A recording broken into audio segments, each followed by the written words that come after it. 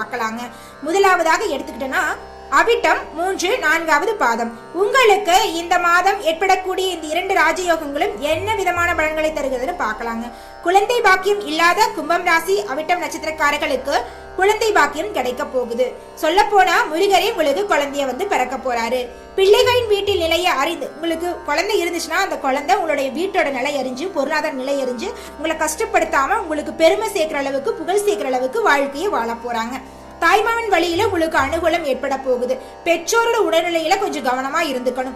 உங்கள் பிள்ளைகள் மூலம் உங்களுக்கு பாராட்டு கிடைக்க போகுது. திருமண வயதில் இருப்பவர்களுக்கு திருமணம் கைகூடி வரப்போகுது.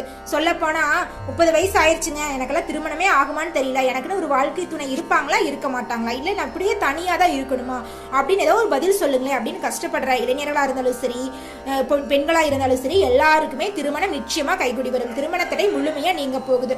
உங்களுக்கு ஏற்ற சரியான வாழ்க்கை துணையோடு உங்களுக்கு திருமணம் நடக்க போகுது. பணப்புழக்கம் உங்க கையில அதிக அளவுல இருக்க போகுது. நிம்மதி அப்படிங்கிறது சொல்ல தேவையில்லைங்க, அந்த அளவுக்கு அதிகமான நிம்மதியான வாழ்க்கையை வாழ போறீங்க. அடுத்ததாக சதயம். உங்களுக்கு இந்த மாதம் ஏற்படக்கூடிய இந்த 2 யோகங்களும் என்ன விதமான பலன்களை அள்ளித்தருதுன்னு